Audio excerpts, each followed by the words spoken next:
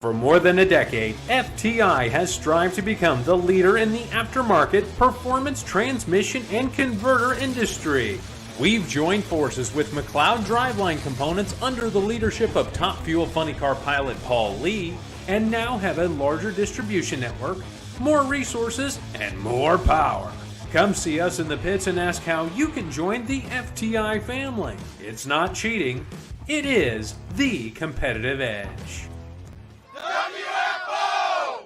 It's time for an inside look at the most powerful motorsport on the planet. WFO Radio, NHRA Nitro. This is WFO Radio. Hey everybody, WFO Radio back on the air. What's up, everybody? We have got a great show for you. I'm super excited.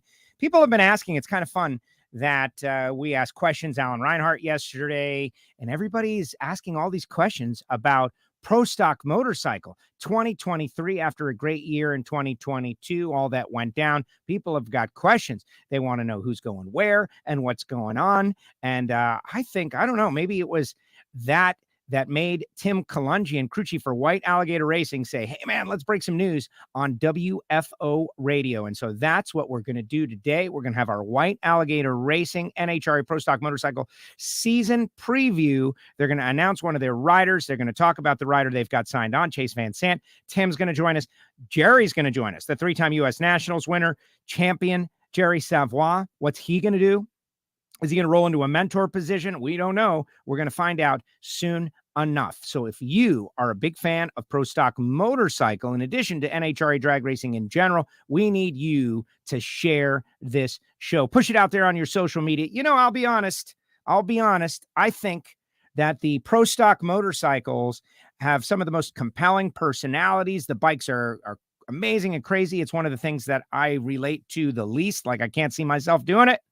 You know, I could get into a Pro Stock car and just be bad. On a bike, I'm not going to be. I would end up like on the track, and the bike would be down the track. That's where I would be. But I would love to see all the motorcycle folks out there share this so we could have the biggest year ever of NHRA Pro Stock Motorcycle Racing. Before we do that, though, they're in the ready room. Tim's down there. Chase is down there. Jerry's signing on. We're going to find out who their other racer is for 2023. Let me tell you about some of the other things that are going on here in the WFO universe. I want to tell you about our sponsors, of course, like Total Seal Piston Rings, the leader in ring seal technology. KB Titan Racing putting out all their social media today. Hopefully you are following, Hartford, one of the racers under the banner, which is super cool, but it's all about ring seal. It's all about ring seal. Nothing else happens without ring seal, and Total Seal is cutting edge. So if you've got a project, if you're building an engine, high horsepower street car, drag and drive, bracket racing, drag racing, pro stock motorcycle, whatever you're doing, Total Seal, Hartford, Keith Jones, Lake Speed, everybody over there, Kevin, the whole team, they're ready to hear from you. Make them your first call, not your last call. FTI Performance Transmissions and Torque Converters. You heard about them a little bit at the start of the show. They own the big money bracket racing world. They are killing it in Top Dragster and Top Sportsman, and they can do it for your street car too. If you're just looking for a shift kit for your Tuber 350, they do it all. But check out FTI Performance Transmissions and Torque Converters if you want to go after that big money. .90, if you want to go down the road that I am going down with NHRA Super Street, check them out, FTI Performance Transmissions and Torque Converters. Foggit, that's right. Gary Stennett's new project, Foggit. This thing is amazing. Whether you be a firearm owner who's just looking for a quick spray to protect and clean your firearms, or you have a $100,000 competition racing engine that you're about to put away for the night into a race car trailer that is perhaps very humid, very hot. Maybe you're down there in Bradenton, Florida. It's so humid, and you're going to turn on the condensation machine on the inside of those cylinders. And what are you going to do to those highly refined cylinder walls on the inside? What's going to happen to them overnight? That's the question. And then when you go to fire it up in the morning, is everything going to be the same? That's where Foggit comes in. Go to Foggit.com to find out more. Gary Stennett, it's amazing innovation. Check them out. Fog it. Got to fog it down.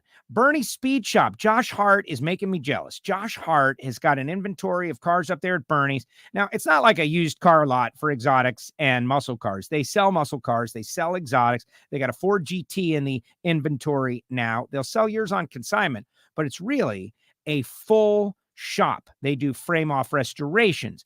They do tinting windows. They do everything. And the reason Josh Hart has got anything's possible on the rear wing of his Top Fuel dragster is because he started this business in Ocala, Florida, in 100,000 square feet, going door to door, asking people, may I detail your car? That is why anything is possible in America. Go to Bernies.com, check out their social media, find out what they got going on. And maybe the day you want to buy or sell a classic muscle car or exotic, you go to Bernies. Phillips-Connect. That's the website. I say it just like it is. If you have got a fleet of tractor trailers, if you are over the road, if you're looking to be safer and more on time, Phillips-Connect can keep you connected. We just tweeted out just yesterday, maybe the day before, a best of interview with Jim Epler, who innovated all of this Phillips Connect stuff.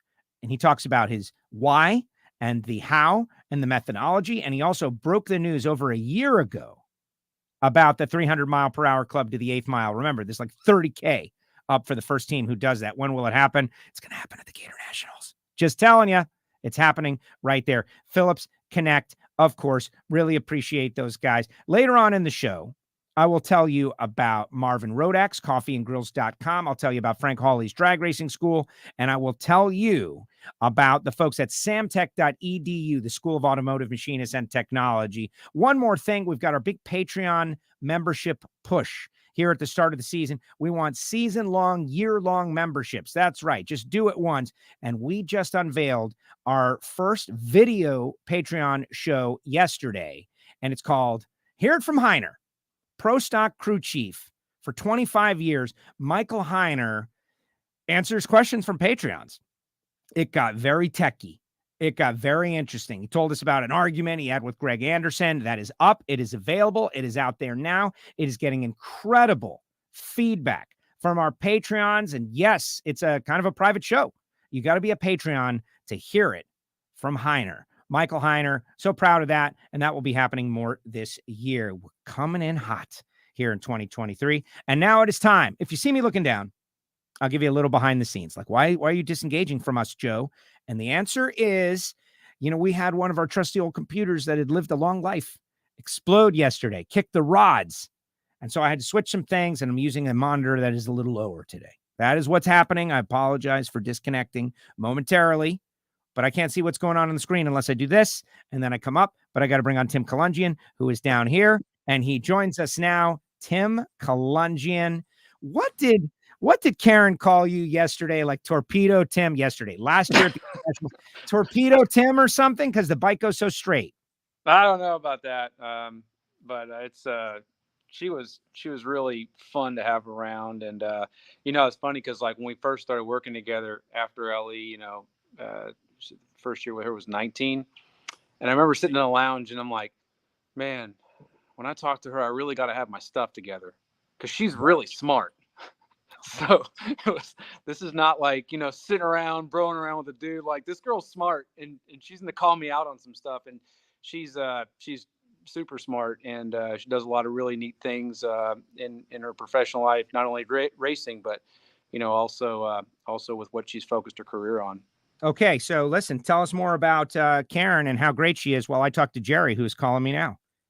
Oh, yeah. Well, apparently Jerry's having a tough time down in Cutoff, Louisiana, making it on. But Karen's fun to work with. Gainesville was a really unique race, I think, and I still think there's some meat on the bone there. We could have done a lot better job with that weekend. I think there's probably some things missing in mile an hour. But Joe's got a lot of faith in me right now to carry. Oh yeah, show. You're running the show, Tim. Like, listen, yeah. So listen, I'm going to ask you one about Karen Stowe for one more. Like, she's one of the tougher interviews that I got to do because of that note, right? Like, you better get your stuff right, or she's going to tell you it's not right. Like, oh, but no, that was different. Like, so she's one of the tougher interviews out there.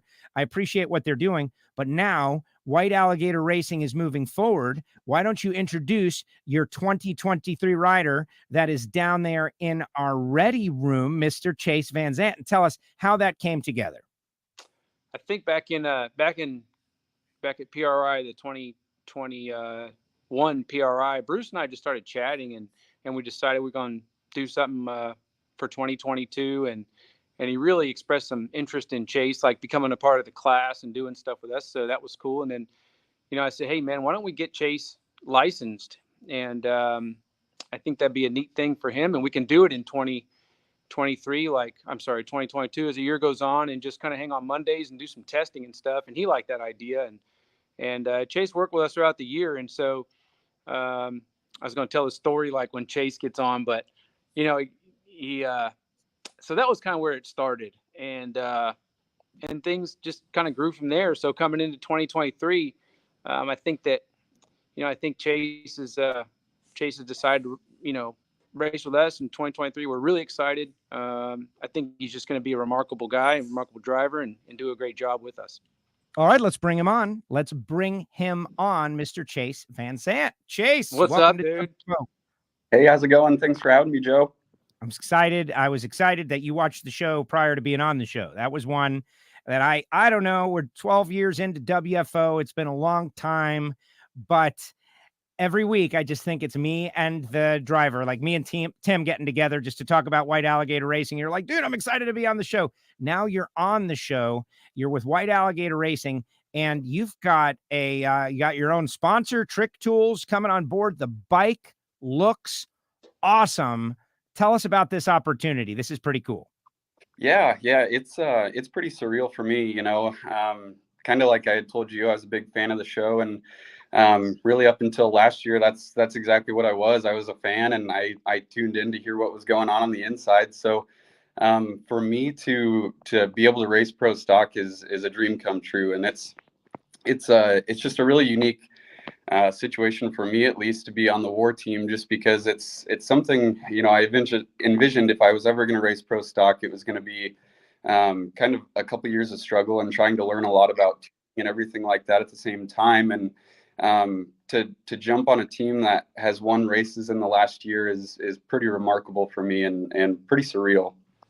Yeah, man. Let me tell you something, Joe. To get him, Tim. Tell him. Okay, so for his first test session, we talk about some things, and he's ridden lots of drag racing motorcycles. He knows the deal. He knows kind of what's going on. He's been pretty fast at 60 foot, and so he gets on a bike, and he said, didn't really know what to expect. Right. So he makes a run, and I'm watching this run. I'm like, man, he did an awesome job. Like that's bad to the bone. Like this guy's, he's a lot farther along than I would think. He comes back and he's like, man, I'm so sorry. And this and that, and blah, blah, blah. It's the first time. And I'm like, bro, you got no idea how close you are compared to some other people that start off. This is really, really good. Like, this is like, I don't even know, like, this is very good. I've been to the school, Georgia's school, back in the day when it was like going on, and boy, you see some stuff there, and it's wild. It's really wild. So we're really blessed to have somebody that is so far along, to be able to start doing this with.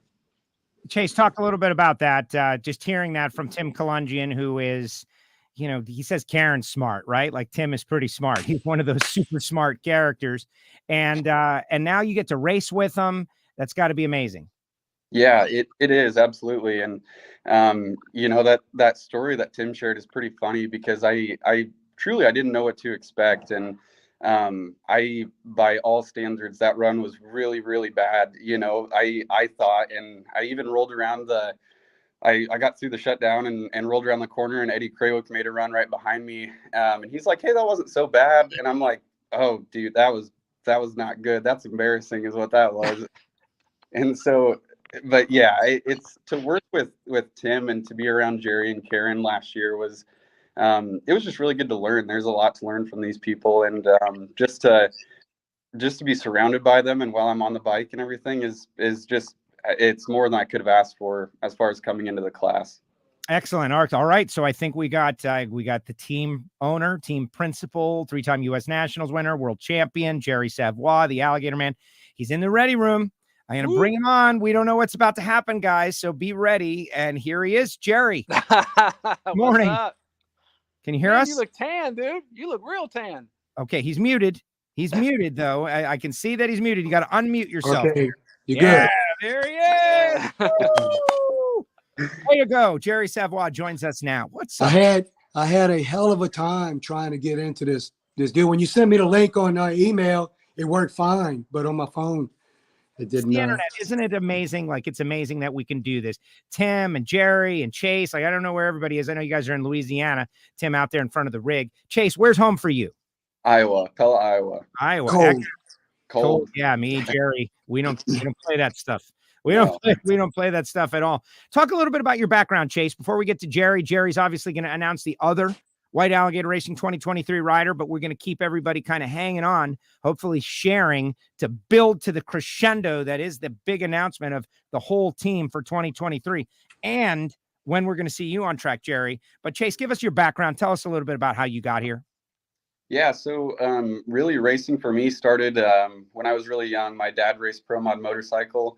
And so I was around the racetrack from a really young age. But as far as racing for me goes, I started racing junior dragsters when I was probably, when I was 9 or 10. And so I raced juniors from then until I was 16, 17. And at that time, I got onto just a bone stock Hayabusa and started making laps down the track on 2 wheels. And so from there, it just kind of progressed into some faster motorcycles. And kind of where I've been the last 3 or 4 years is racing a 460 index class. We do that in the Manufacturers Cup, and we've had a lot of fun with that. That's the fastest index you can get into on a motorcycle. And so for us, it seemed like the most natural step because we still had my dad's old pro mod bike. So for us, it was pretty easy to jump into that and make a bike capable of running 460. And so yeah, that's kind of where we've been, and I've been loving it, enjoying that class, and it's super competitive. So it teaches you a lot about having to cut a light because it's a killer class. And so cutting a light and playing the stripe, obviously that's a skill I won't need in pro stock anymore, but it's still helpful because you got to be comfortable to look over and gauge where they're at. And I think at that speed, it's good to be comfortable. So, you just got a lot of cred with like the bracket racers of the world and the index racers of the world, and anybody that drives the stripe, they feel like somewhere inside that skill has sped their brain up to understand and do everything else better. Like whether that's true, I don't know. Sean Langdon, 2-time Super Comp world champion, Jack Beckman, Erica Enders, all these people who have come out of that index style racing to go on to, great things in pure finish line first drag racing. They've all said that it helped. So I think it's going to help. Hey, look, we got some celebrities out there. And Matt and Angie, I'm guessing this is Angie, says, "Hi, Jerry. Jerry isn't retiring, ! Says Angie Smith, which is great. So what's the status, Jerry? Why don't you break it down for us? What is your status for 2023? Remember, don't reveal the other rider yet. We're gonna do that right at the end. Well, traveling is a big issue when it comes to making 16 races. And I kind of just need to step back just a little bit this year to be able to take care of some business. I'm backed up. I've been at this for going on 12 years now. So it's, I don't do this for a living. I do this for enjoyment. And I just feel like it's time to just kind of slow down a little bit and give some of these younger guys a chance to get out here and improve themselves. Do I want to quit racing? Absolutely not. I love to race. I just don't like traveling. So I'm working on some things to where I might make it easier for myself to travel. I might start flying to more races. So that would, and I'm talking about flying my own plane. So that's it's going to make things better. I plan on, we're still undecided about Gainesville, but after I saw the advertisement on Fox, it's going to be on national TV. I don't want to crowd Tim up, but maybe Gainesville might be in the works. But definitely St. Louis, Indy, Dallas, Charlotte, and Vegas. That's a definite for me.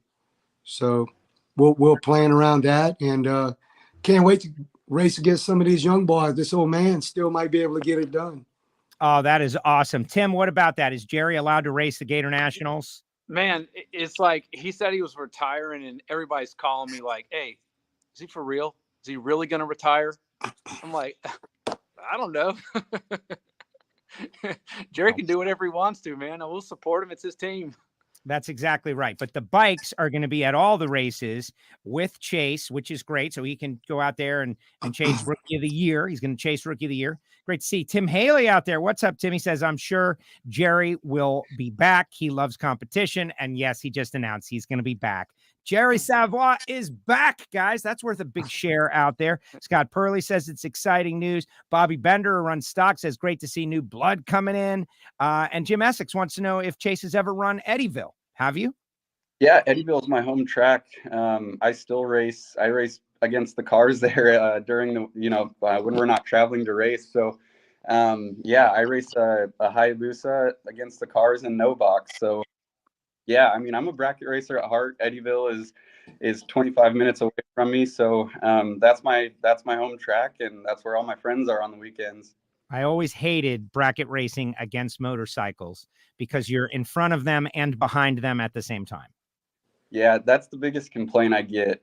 I'm usually one of the only bikes there, but everyone starts to complain that they can't see me, they can't hear me coming or anything like that. And I love it. I don't know what the problem is. I think it's a great time. Oh yeah, right. You're out. You're on the bike. You're hanging over the front wheel. You just kind of roll up on them, and yeah. I'm not saying you have an advantage, but it's definitely tough to see you guys out there for certain. I got to tell you, the audience out there is fired up on this. Everybody is excited. Oh, it's Harvey, guys. Harvey. He's behind me in the trailer. He's right there. He's in the trailer. Hey, I'll tell you what we're gonna miss with Jerry being gone. We're gonna miss his personality around the pit. It's he's always got something very colorful to say and lively, and it's gonna be a little different. Definitely gonna be a little calmer around there. I don't know. He's always got something funny to say.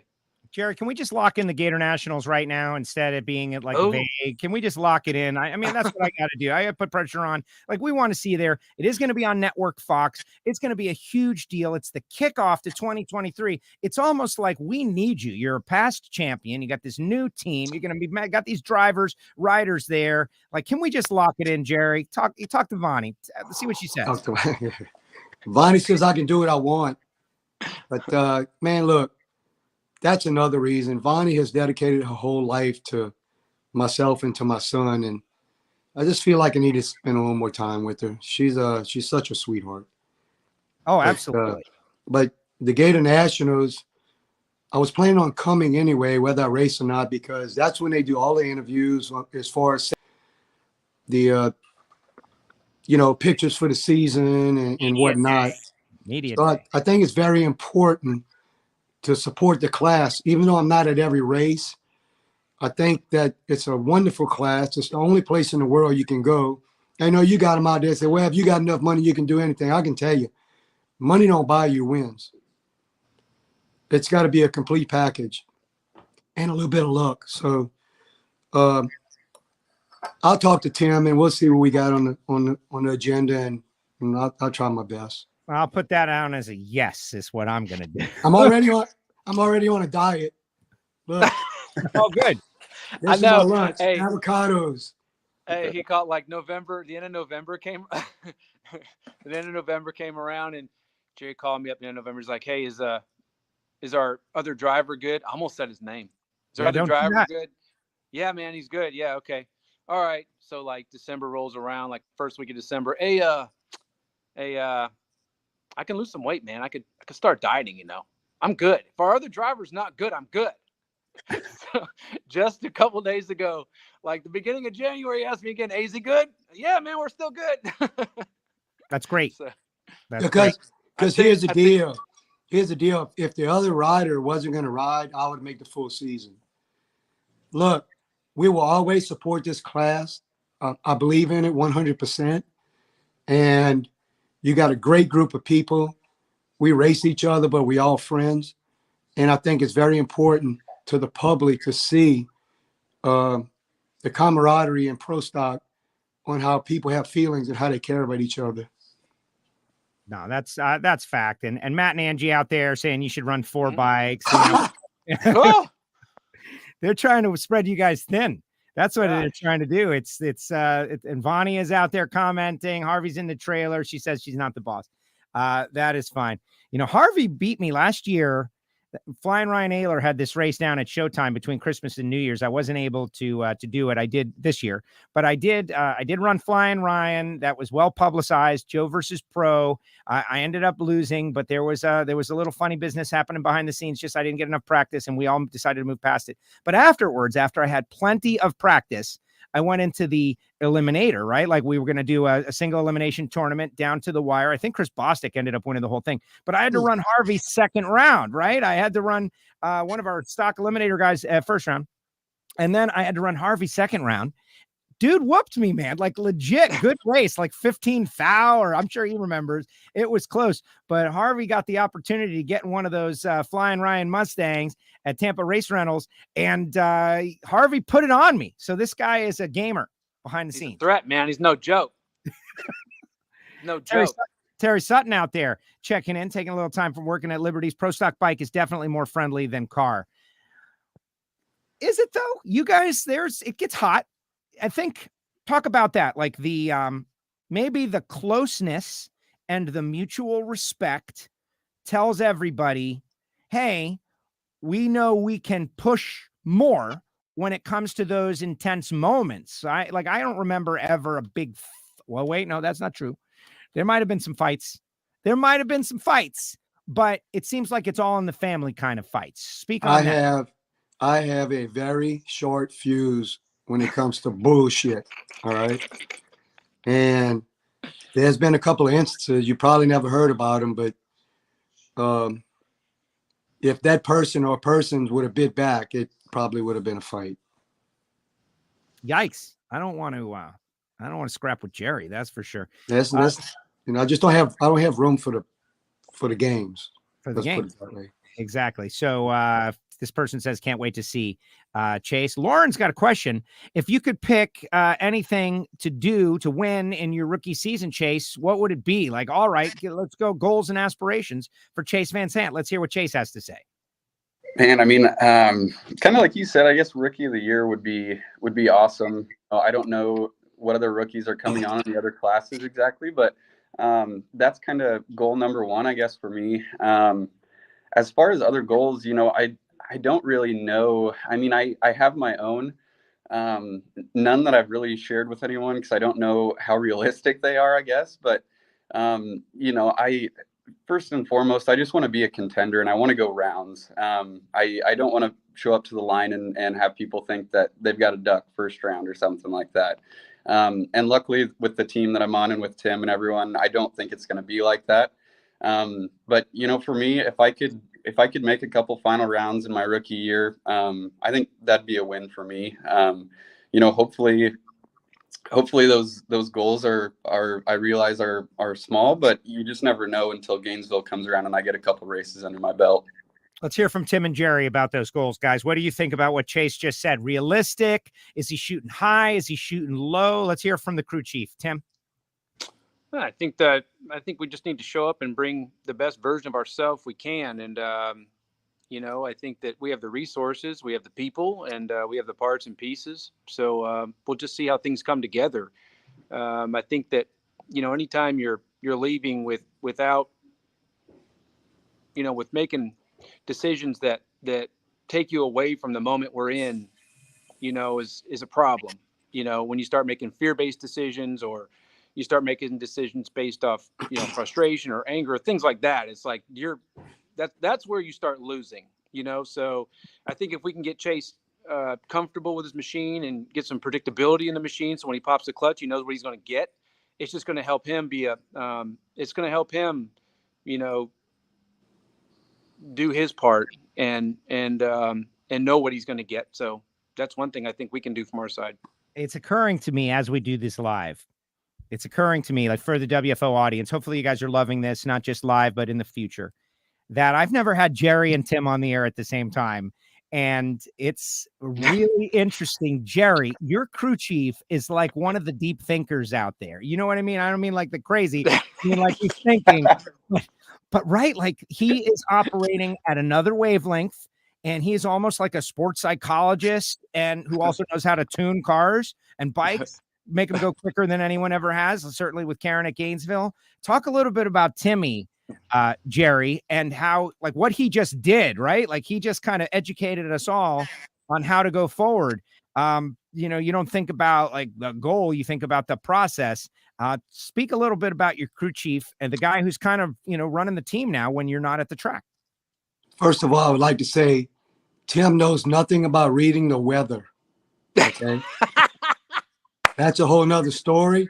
Dude. But trust me, he knows nothing about percentages of the weather. Oh, we're going there. We're going there. Okay. But, you know, Tim is the backbone of this whole thing. I'm just another guy along for the ride. I don't take any credit. He's a very sincere and very humbled person. And I love him. He's like a son to me.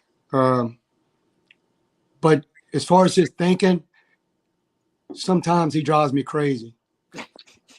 Okay, because I don't understand his thinking half the time. And Chase will vouch for the same thing. He said he does some weird shit. But hey, that's kind of early, Chase. We're not even there yet. But, you know, I think, I'm not speaking for all teams, but I think a lot of teams have problems within because they really say they trust each other, but they don't. But I trust him 100% with everything. And whether it be money, decisions about tuning, anything, I don't question him about nothing. And it just happens the way it does, you know. And when you do that, it makes you more comfortable as a rider. And as far as myself, I think last year I had more fun than any other year. A lot of joking around on the line, and I didn't have any pressure as far as having to win. It was fun. It was really fun. Yeah, but you found yourself in the mix late, right? Like you guys made a charge in the countdown, and for a large portion of the season, like you came out of the box very strong. The Gator Nationals performance is historic, but also bizarre in the weather conditions. And what was that all about, Tim, where he was talking about you can't read the weather? Let us behind the scenes. Oh, well, here we go. Yeah. Here we go. You said here we go. I still got a leg to stand on in this conversation. So we're I want to comment on this. I want to tell him. All right. Okay, go ahead. Go ahead. Okay, Joe. All comes out. When the weatherman says there's a 70% chance of rain on Thursday, he means there's a 70% chance that it's going to rain somewhere in the viewing area. Mm-mm. He doesn't mean that it's going to rain in 70% of the viewing area. Okay. So that's what I'm saying is what he's telling you is in this location, 70% of this landmass is going to get rain. That's bullshit. We've been like, we got the Doppler 10,000 radar now. We know where every drop's going to fall. Bullshit. Okay, so I understand, like I'm a mediator. We've got a whole audience of people out there who can comment. So this is a principled disagreement. Jerry says that when the weatherman says 70% chance of rain, that there's a 70% chance of it raining. And Tim says that's not what it is at all. That 70% of this area is going to get rained on. Is that? And the other 30% is not. Right. Yeah, that's right.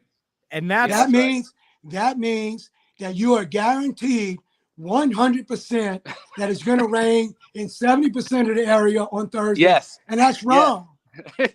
You're not guaranteed it's going to rain. I've already seen where it rains. They predict 70%. You get nothing. Let's put the new driver on the spot here. Chase, what's your take? Break the tie here. So did owner versus crew chief, legitimate debate? I don't know. Like I'm going to listen to what you say, Chase, before before I give my answer. Go, Chase. Oh boy. Go with Jerry, Chase. Go with Jerry. It's a safe bet. I know that's so. I've never seen Jerry lose an argument ever. Not that he's in a lot of arguments, but like a debate, whatever you want to call it. I've never seen him lose. So I feel like it'd really be dumb to bet against Jerry in this. So I'm gonna go that route. I think that's the safe bet right now. Jerry is right. We all agree with Jerry, Tim. Sorry. I don't know, Tim. I don't look at this. Sorry, Tim. Jerry's right. There's the one. Jim Essex says Tim's wrong. That's a bummer. Matt and Angie says I'm going with Jerry on this. Michael Heiner, who just got his own show on our Patreon page, by the way. Everybody is loving it, by the way. I'm with Jerry. Sorry, Tim. I think it's just because it's Jerry. Tim Hayden. No. Or road crap. Directionally challenged. They're talking about your directionally challenged. Look, that's why we're drag racers. There's only one direction to go.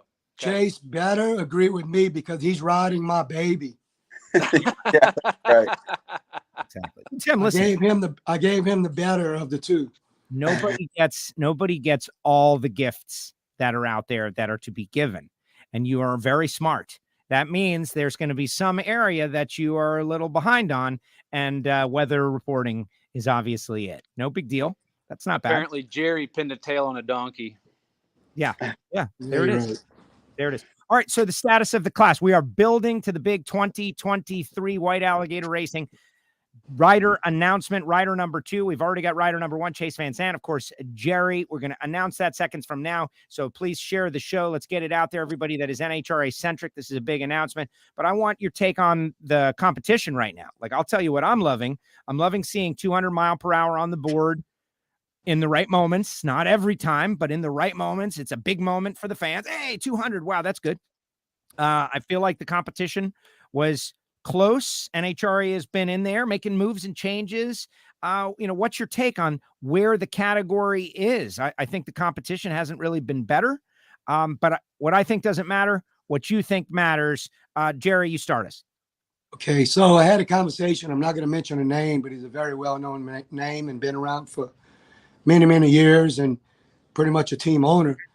And he said that last year, he told me toward the end of the season, he was worried about the bikes going 200, that some of the riders, he didn't feel like they were up to par to be able to handle that kind of speed. And I told him, I said, the fans do not want to see the bikes go slower. They want to see the bikes go faster. That's the bottom line. And also I said, well, look, if they're worried about the bikes going too much over 200, why not bump them back to 1,000-foot mark? And he's like, oh no, that would kill the class. So, it's a tough decision. I love to go faster. I don't want to go slower. But anyway, that's my take on the whole thing. All right. Interesting. Safety is always first, right? Safety is always first. But I know that there's some crazy motorcycles out there in the world, Tim and Chase. No bar bikes. They got tower adders. They're going 220, and maybe that's crazy. I don't know.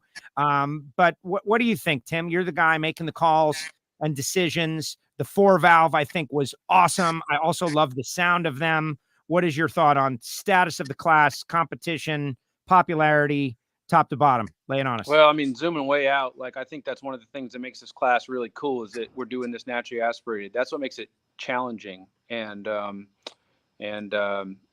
worth earning. There's so many people doing a really good job at it right now. The 4-valve motor was a big step for us. We're able to be 620 or 630 pounds now and compete with a V-twin engine. So that's a good thing. I think the class is it's hit a growth spurt right now with the 4-valve engine. And, I think you're having a tough time kind of balancing some of this stuff, because you have some motorcycles like the V-twins that make a ton of torque and some of the things they share with us is they're having a tough time getting their bike going in the first 330 feet. But they do a really good job in the back half. They're strong in the back half. And then the inline 4s, they typically do a little better job early in the run. But we haven't found a way to keep up with the V-twins in the back. So it's I think between weight and, nobody's touched displacement. I don't think you're going to see that because it's such an expensive process. There's other ways to do it that are cost effective to the teams and team owners. But I think that there's a little bit of a conundrum there with how to keep parity within this motorcycle, within these two different brands. It's not like Pro Stock where you all got V8s, you know, it's just maybe different brands of V8s. We have two very different engine configurations, which, you know, bring two very unique challenges. And so NHRA's, I like the fact they make changes. I think that's a good thing. I think in the past, like 10 years ago, you'd see them slow to make changes. It was kind of frustrating. This past year in 2022, I think they made a lot of changes, maybe some premature. And I think that, you know, when you make a change, you got to kind of sit down and watch how things flesh out in a few different environments, not just one. So, you know, when things happen our way in 2022, you know, a change like leaving Denver, going into Sonoma, you know, it's like they took weight off the Suzukis, and, you know, as some of the people that rode Suzukis were pretty excited. And I'm thinking, man, that was quick. That was fast. We just had another weight change. This is going to happen, you know, not in my favor in the very near future, or could happen and not in my favor in the very near future. So, you know, it seems like things are settling down a little bit towards the end of the year, and hopefully there's not too many changes throughout the year, and we just see how this year pans out. I just want to see how the competition is in the beginning or the preseason. No, I like that. I like that too. You know, I just, my thing is, I don't want to see racers. Jerry, when you won the U.S. Nationals, maybe you'll remember this, maybe you won't, but you've always been great for WFO and willing to come on the show. And when you won Indy, it was a big deal, but I didn't get to interview you at the track. I had to chase you down at the boatyard. Do you remember that? I remember that. Okay. And so we did the interview, and as the interview ended, and I ended up like spilling a glass of wine on the table or something. I think. I remember that. Yeah. But you looked at me like we had just finished the interview, and they brought the burger, and you said, "This is the first cheeseburger or hamburger that I have had in." It was like over a year. Like it was the first. Tim allowed you to have a cheeseburger, and you ate the cheeseburger, and it was great, I would imagine, after a year and a half of not having a cheeseburger. But does it have to be like that? That feels almost unhealthy the other way. I see Steve Johnson for a while was like starving himself. You know, he's a bigger guy, he's starving himself to be as light as is possible. Does that have to be a part of it?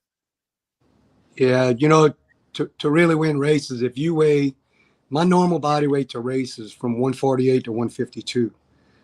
If you weigh 160, you can still win races because Steve, that's about his area. But when you get anything over 160, it's hard to 60 foot and get the bike moving. The weight distribution is different. It's much higher. The center of gravity is different. It's just a whole nother ball game, you know, when you start toting that weight around. And even the difference between myself and Karen is really light, and the way she rides and the way I ride is totally different. And Tim has to tune the bike completely different because of the way she leaves. The bike has to carry her versus myself going forward. Like Chase is going to be a great rider. He's going to come around. He's going to do really well. So it does make a difference weight wise. I think also something to consider is, you know, the percentage of weight on these motorcycles that the driver is. You got a driver, he comes in, he's 150 pounds. Then he puts a suit on that's another 13 to 15 pounds with the helmet and leathers and boots and everything like that. So, you know, you're talking about 25% of the total vehicle weight, 28% of the total vehicle weight, you know, and that's a big influential piece of mass on this motorcycle, you know, and this is not something, this not lead, it's just bolted, that's not going anywhere. This is something that can move, you know? And so the rider is very influential, you know, to how the motorcycle responds to its input. Interesting. No, that's an interesting point that you just mentioned there, Tim. The percentage of the rider of the weight of the craft going down the racetrack is tremendous. Chase, you don't like eating and food and burgers and steaks anyway, right? No, hate it. Hate steak, hate burgers. Yeah. All right, let's get, guys, share the show out there. Share the show. Those of you watching, we're about to announce the 2023 teammate to Chase Van Sant. Jerry's going to do it, but I did see a question in the chat section down there that I think you guys could answer, just because we were talking about stopping and we're talking about weight. We all want them to go quicker and faster. What about parachutes? Is that something we'll ever see? Do we want to see it? Obviously, just adding a parachute will slow the bike down down the track because it weighs. It's more weight, thus making it harder to stop. I also think about wind and getting cross up, those shrouds. But I'm sure you guys have thought deeply about this. So what is that thought process, Tim? I don't know. Ask Jerry. Jerry? Well, with the Top Fuel bikes, the bikes are so heavy and so long and a bigger back tire that the parachute works fine. But on a pro stock bike, I really think it'd be dangerous because the tire is more narrow, the bikes are shorter, and they're a lot lighter. You open up a parachute on the back of that pro stock bike, it's gonna be devastating because it doesn't have 1,000 pounds to pull it. You know, it's actually going to pull it. The chute's going to actually grab the bike is what it's going to do. I think it's a very dangerous move on a pro stock bike. I don't agree with it. No, copy that. And that's what I wanted. All right, guys. Like, I think now It'd be cool to watch, though. You can ride it once. Yeah. It'd be cool. No. Hey, Joe, Hey. one other thing. Yes. I have been begging him to get on a pro stock bike now for 10 years, and he will not get on one.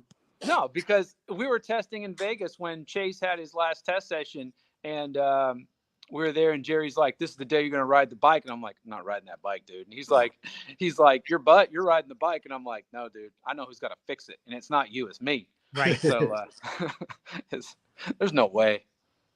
And real quick, we're about to make the announcement, but just like Tim, you're not a, say this the right way, but you're not a motorcycle guy exclusively. Like, you've worked on fuel teams, you've worked around the Bay Area previously to becoming a pro stock motorcycle crew chief, correct? I mean, a very, very short time. I worked on Tommy Johnson's car when I was younger. It's probably like 6 months. So I have very little experience on a fuel team. But since I was a kid, I've been a motorcycle guy. I actually rode a motorcycle before I rode a bicycle. My dad put training wheels on a motorcycle. It was an Italjet 50, an Italian brand motorcycle, 50cc thing. And my dad had training wheels on it. My mom was wigging out. But so yeah, I've always liked motorcycles. I think it's just been fun, and I've enjoyed that. And so when I was 18 or 19, I started working for Steve back in Chatsworth, California. So and that's kind of where it all began. And then I moved out to Alabama with him. So for the most part, I would say motorcycle drag racing has definitely been like 99% of my experience. Copy that. All right, we're getting some more questions, safety stuff, mandates, etc., but we're going to push those back and make the announcement. So Jerry, I'm going to put you solo on the deal, and you can just make the announcement for 2023. Our other team rider is whoever you are about to say. The floor is yours. So it'll be a rookie. It'll be my wife. No. It's good to have this guy on board. He's raced pro stock before. A lot of people already know. Very seasoned rider, and I think he'll be great. And John Hall is going to be riding the other bike. So I think it's going to be a great deal. And I can't wait to race against him. Wow. Johnny Hall, U.S. Nationals winner, John Hall. This guy is not just a racer, but he's had success, right? He has had success. He won the biggest race in the world. Got a couple of U.S. Nationals wins on the team. That's exciting. John is a guy, and I want your take, Tim. He just does it on the track, right? Northeasterner, he's quiet.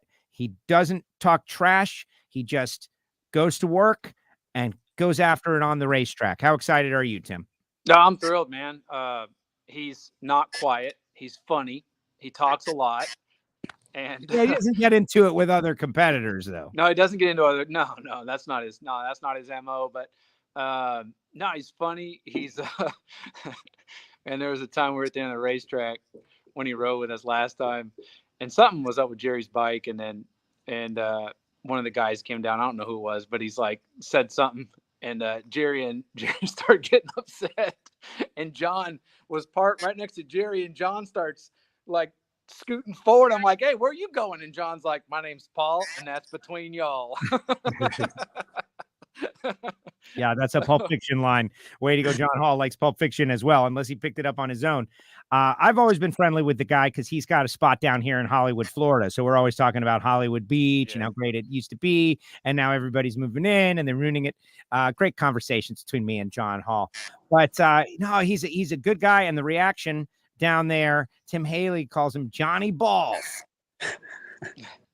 You know, I think it'll be good. I think the folks involved with this team this year, I think it'll be good chemistry around the pit. I think there's a lot of good things happening. So I'm excited about that. Full season for John Hall on White Alligator bike. So it's Chase and John Hall. Chase, what do you think about that? How great is it for this? This is a team, right? You got two riders. You're chasing your rookie experience. John is experienced, but he gets to go a full season on a very quick and fast bike. You got Tim, who's like the Svengali over the whole thing. You got Jerry, who's like the wise team owner, coming in every once in a while. Like, this is sounding very exciting, Chase. Yeah, absolutely. It's great to have this much or that much experience around me my rookie year. And John's a great guy. We don't know each other. We haven't known each other very long.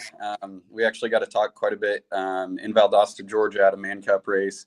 And he's done some 460 racing too. So it's been good to get to know him. I'm really excited to get to spend more time with him because he seems like such a great guy. And I think our personalities will go pretty good together.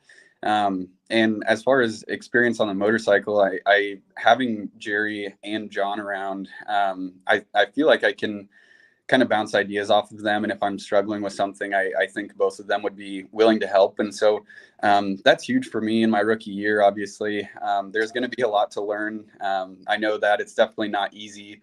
But it's just awesome to have that much experience around you coming in. I've never once felt a lot of pressure from any of them. So that's also nice to where I can go out and do my job and ride the bike. And I don't feel like they're putting enormous amounts of pressure on me to go out and perform well.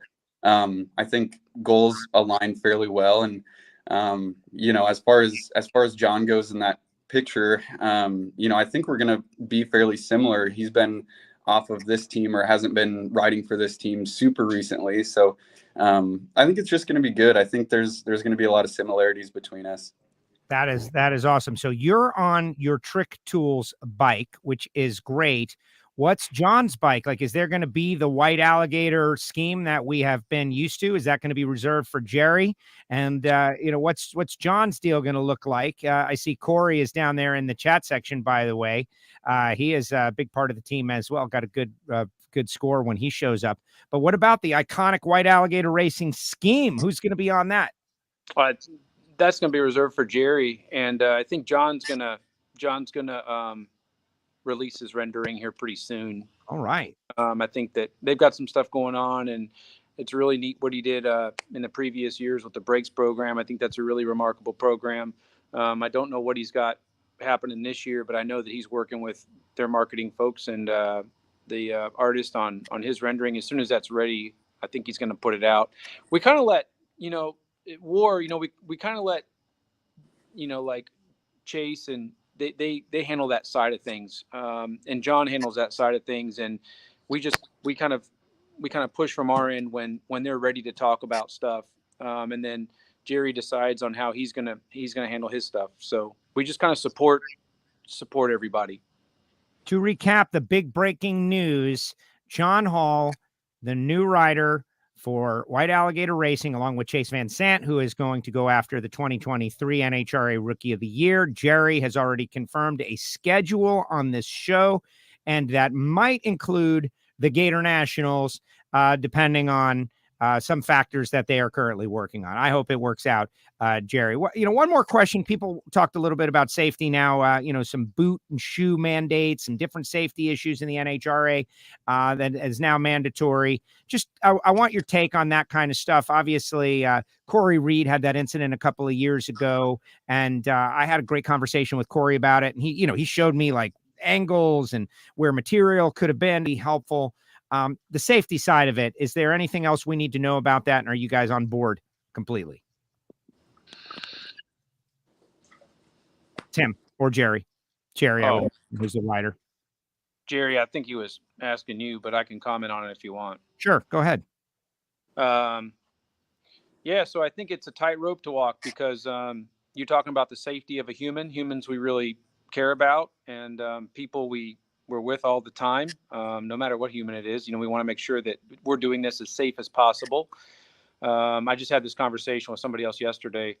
So it's a tightrope because one, you want to win, and sometimes some of the additional protective equipment, like for your hands or for your feet, sometimes they inhibit a driver from doing what they want to with their feet or their hands. And your hand is obviously reaction time, and your feet is staging. So there's a lot of things there, and how well you feel the motorcycle. How do you feel your foot peg? And then that obviously plays a role in how well you can keep the motorcycle going in a straight line and get it to do what you want it to do at very high rates of speed. So I think it takes a lot of the driver involvement and a lot of trying things and finding a way to build a racing suit that's comfortable but as safe as possible. Copy that. Jerry, do you have anything to add? Yeah, well, you know me, I'm going to tell you like it is.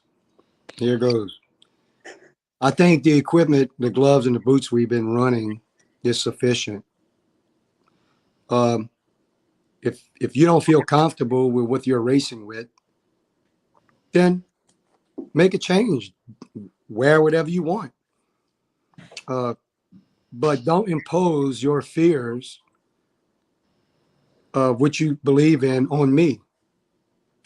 If you want to wear boots that go to your knees, I don't care.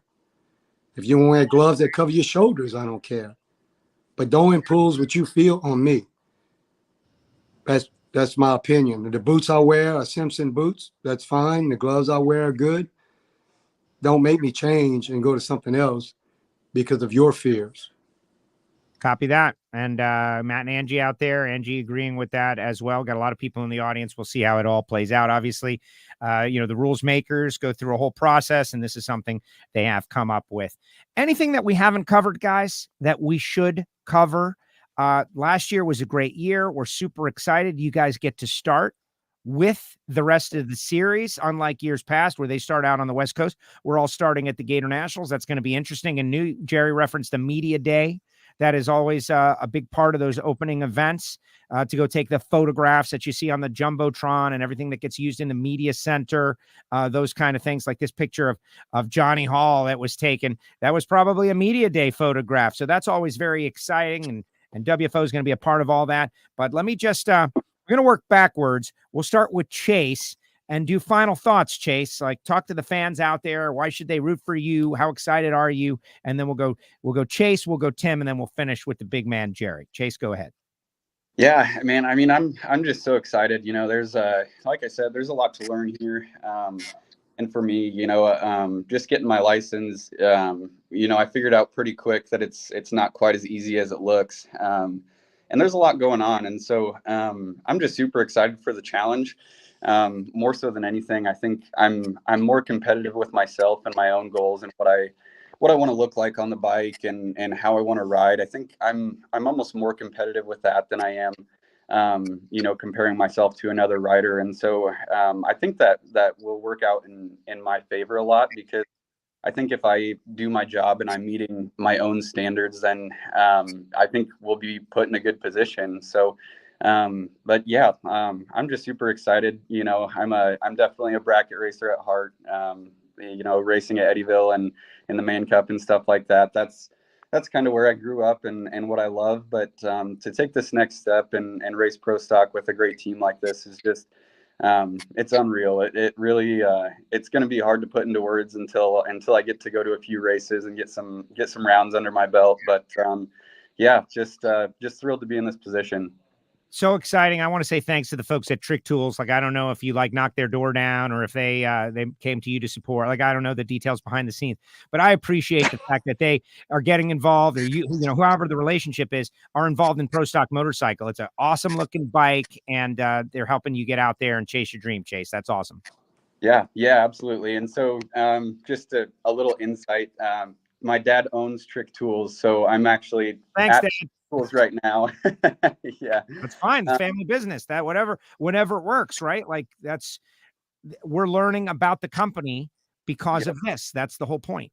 And so, yeah, so Trick Tools has really always been about racing. That's where it got its start. It was a company that my dad started to fund his own racing. And so, the cool part about this is a lot of the teams out there, whether they're building their own chassis or even in the pits, have some of our stuff there. And so that's really cool. We've had a tie-in with the sport for a long time. And pro stock has always been a goal of my dad's. And once he had a family and the business grew and stuff like that, I think he just kind of realized that maybe riding wasn't going to be possible for him. So racing has always been, something that I've loved to do. And I'm very, very blessed to have him be as passionate about it as I am. And so kind of the fact that we get to do this together is super special for me. And there's no one else that I'd want to kind of go through this with. And so to experience this together is super special. That's awesome, Chase. No, I feel the same way. Starting out early with my dad, like this is it's a family sport. The family that races together stays together, and they, overcome obstacles together at the drags. That is awesome. Way to go, Chase. Super excited. Thank you for joining us here. What about Tim? Tim, give us a final thought. Get us excited about 2023. Tell us something we don't know. Well, I think that Chase really closed on something that's really important, and that's the people. And I think that's what Jerry and I really grew together is the people really matter. And so I'm very thankful for the people that are involved with this team. I couldn't ask for a better folks, to be doing this with. But for me, I'm kind of more involved with the parts and pieces and the engines. And we're doing some pretty neat things with our engine program. We're doing some pretty neat things with our chassis, some big changes that I don't think you'll see on the outside, but on the inside of it, there's some pretty cool stuff happening. So nothing I can really talk about or divulge, but it's going to be fun to be testing in February at Gainesville. So really excited about that. That's kind of it from my end. There you go. Oh, it's like Harvey got back to work in the back there. Is that Harvey? Harvey's not working. Yeah. He's playing. There it is. Yeah, Tim, bring us in there, man. Bring us in there. All right, Jerry, how about you? Final thought. We've had Matt and Angie out there watching. Like, they've had a really good run the past couple of years. You guys got to try to knock them off the top. But give me your final take as we get ready for White Alligator Racing 2023 NHRA campaign. Well, I'd love to knock Matt off the top, but Angie's my sweetheart, and I let her have it. Oh, really? Yeah, but no, I'm joking. I'm excited. I mean, when Chase first started coming around, I can feel people, and people think I'm weird when I tell them, but many people have heard me say this. And when I met his mother and father, they seemed the stars aligned better for me when I met his mother and father, because they are very down to earth and sincere people. And just like myself, self-made, it says a lot for their character. And once I seen them all together, I thought it would be a good fit.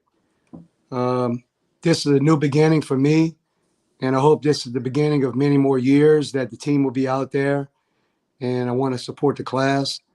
And for the fans, I think it'll be exciting to see 3 bikes in our pit instead of 2 at some of the races. And then John Hall, the same thing. Very family oriented, very sweet wife, met his family.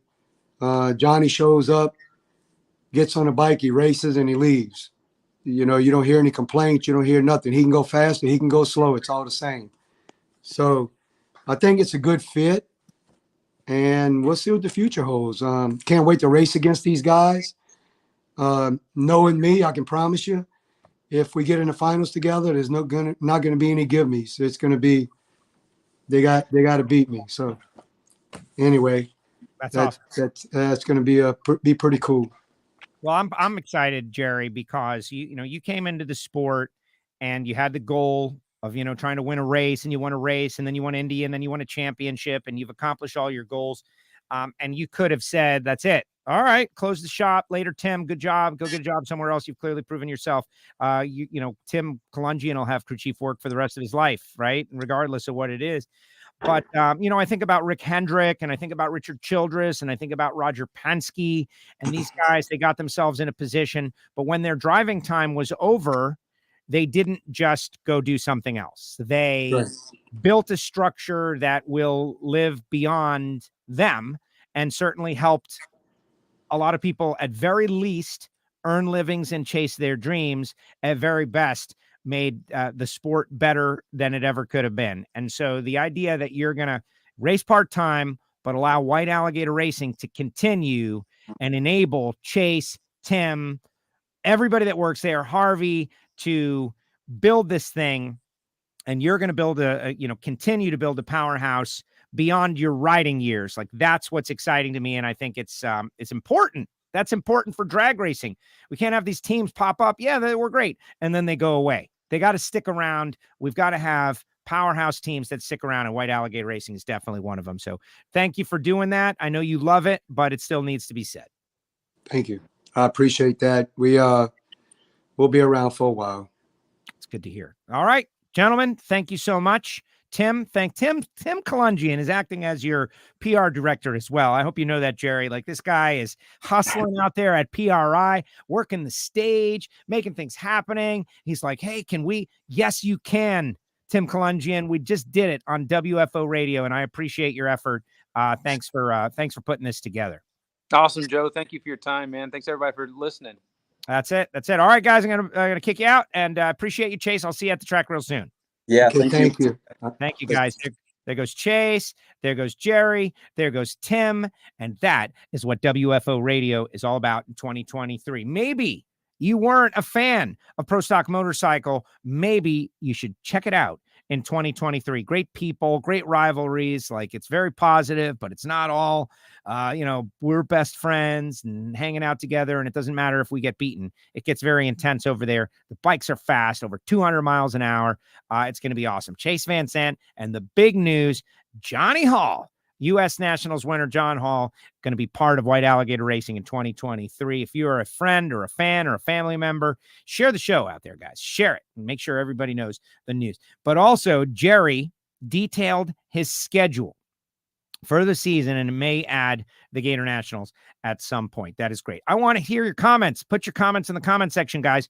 Put it in the chat board right now. Do you think this is going to be a winning combination? Those of you down there on YT, on our channel, put it right down there. Do you think this is going to be a winning combination at White Alligator Racing in 2023? Let's see what you think. I want to hear what you have to say about that. Also, let you know about what's going on here at WFO. Big shout out to our sponsors, the people who make it possible, the folks at Foggit.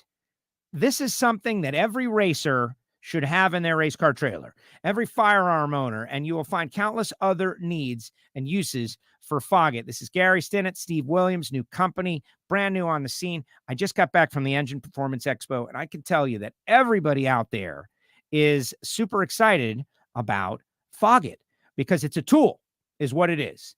It's protection for your high-performance racing engine that costs you untold money. Why would you allow it to degrade? But it's also for competition. Like, you've run second round, you've got to put it away, you fog it down, you fire it up in the morning, everything is going to be exactly the same, as opposed to if you didn't. So check out the folks at Foggit. Also, FTI Performance Transmissions and Torque Converters. If you're rebuilding your transmission in the offseason, getting ready for 2023, call the guys at FTI. Greg and Troy and the whole team up there, they do a lot of great work, and I think in a little more than a decade, they have made their mark on drag racing. Bernie's Speed Shop, of course, that's Josh Hart's family business up there in Ocala, Florida, whether it be their inventory of classics, exotics, and muscle cars, or whether you want a restoration or them to work on your car. Bernie's Speed Shop, Ocala, Florida. You got to get there. You got to check it out. Go to the web, follow them on social, bernies.com. Phillips-Connect, Justin Ashley, the sponsor that started out as a 3-race deal, and then they went full-time, and now they're on for multi-year. Right down to the wire to win the championship. Why? What's the point? Point is, if you're in the transportation industry and you've got a fleet of trucks, you can email me, Joe, at WFOradio.com, and I've been authorized to put you together with the folks at Phillips-Connect to make your fleet smart and incorporate smart trailer technology. You can learn all about it with Phillips-Connect. And of course, Total Seal Piston Rings, the leader in ring seal technology. That brings me to samtech.edu. Our nation needs machinists. We need machinists, guys. If you're out of the military, they're approved to train veterans under the GI Bill. If you're a relatively young person looking for a career where every day is going to be rewarding and different, and you don't want to be in a cubicle, check out samtech.edu. Call Brian Massengill. Tell him you heard about it on WFO. Ask for him by name. And then there's Marvin Rodax, coffeeandgrills.com. The hot sauces and the spice rubs, everything good. It's coffee. It's just not changing the world. It's just changing your life for the better. Stuff you're buying in a vacuum-packed bag at the grocery store, it's a different level, guys. Totally different level. You can get a steak in a lot of places, but when you want a great steak, you know where you're going. Everybody's got that place that's just over the top that they go. Same thing is true with coffee. You can get coffee anywhere, but if you want the great stuff, you got to call Marvin. 817-924-6821. And finally, I want you all to know about our very first video show for our Patreon membership group. Hear it from Heiner with Pro Stock Crew Chief Michael Heiner. It was an hour. It's extreme Pro Stock geek out. And I think that would also account for naturally aspirated. We're talking shocks. We're talking engines. We're talking horsepower. We're talking the total combination that makes it happen, but also some of the history and the rivalries and the personal relationships and angry. Like one of the things that stuck out in the first episode, which is available now for Patreons. And I thought maybe I should share the first show for everybody so that they can see the kind of show that it's going to be. Or maybe I should just leave it there as a Patreon only thing. And the people who really want to support WFO, who really love Pro Stock, who really want to hear these inside stories and learn and ask questions. And, we don't know what's going to happen. It's going to be me and Heiner for, 30 minutes a week for a little while. Who knows where to go? Maybe we leave it for Patreon only. And that's what I have done. But if you want, I've made the decision. It's going to stay Patreon only for a while. Patreon.com/WFO Radio. If you like the show, you enjoy the show, you want to support the show, you want to help us pay our internet bills, man. When a computer kicks the rods out, like who helps make that stuff happen? It's the Patreons. For us to grow the show, we're advertising a little bit. Who's making that happen?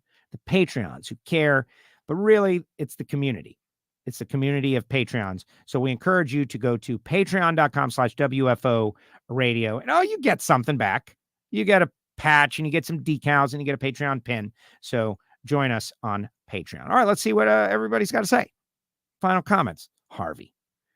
Tim will do a great job and will give 100%. Plus, we don't go out there to race. We go out there to win, says Harvey.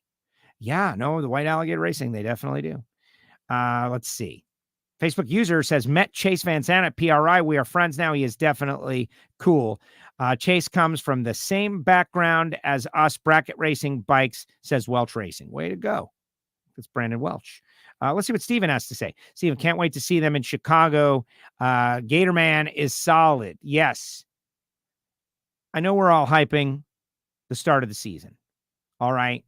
Gainesville, World Series of Pro Mod. We're going to be talking a lot about that, guys. I'm going to be out there in Bradenton participating in the first ever invitation only World Series of Pro Mod race. You should get your tickets and then go to Gainesville right afterwards. But I think the second most important race of 2023 is Route 66 and Chicago. And go there, plan a trip, make it huge. This is one. We've got an excellent facility, very close to a major market. That it's one of the most beautiful tracks. The biggest complaint about it is it's too big. Let's pack that place this year, guys. NHRA has got the full Camping World lineup. We're going to try to make this thing the best race ever. Plan on going to Chicago. Wherever you are, there's so many millions of people in that area. Let's fill that place like it was the very first year it ever opened.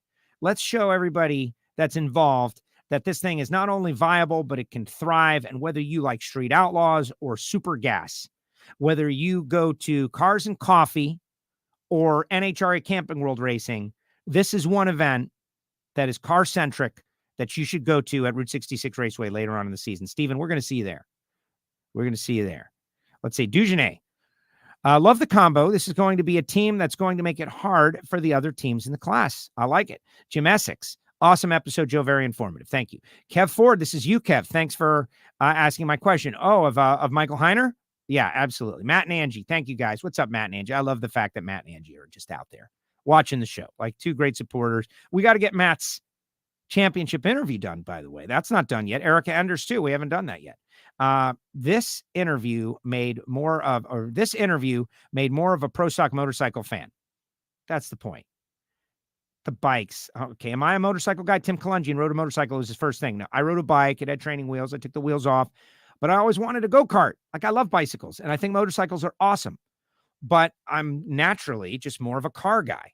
But that didn't stop me from becoming a fan of pro stock motorcycle and really watching with reverence.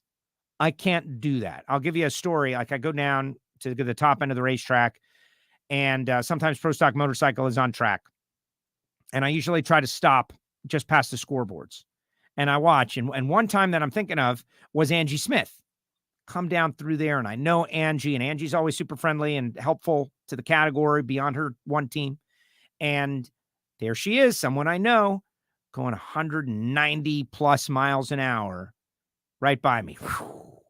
And I just can't relate. Like, how are they doing that? It's awesome. They're amazing. They're amazing.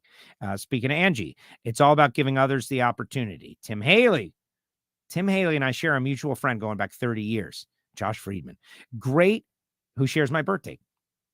Great job, Joe Castello. Thank you, Tim. Thank you for what you do. Appreciate it. Jerry, we got a gang up on Matt, says Angie. Harvey getting a little bit of love. That's great. Tim's eatmyink.com for that kind of info, Joe. Thank you very much, Tim. Yeah, Tim. So I've got great relationships like Tim, eatmyink.com, and Jack at Cycle Drag. Like, if I don't know a lot about this stuff, but I go to these guys. Like, what about that, guys? Help me out, guys. And so I encourage all my four-wheel media friends to check out these two-wheel outlets like eatmyink.com. And they're breaking news, by the way. These guys are like breaking news. John Hall will be a great addition. He has been missed. Dugenet, love Jerry's honesty. I think it should be an option of what drivers wear. This isn't like the NFL or other stick and ball sports when it comes to safety. And me as a layman, I remember when they offered the head and neck restraint system to NASCAR drivers and they didn't accept it. And they said no. And in fact, Tony Stewart was one who Dale Earnhardt called it that damn noose because of all of those reasons that he had. And Tony Stewart was like, I don't want to. And didn't like, and he evolved and he got it and then he wore it and then he used it and you never heard about it.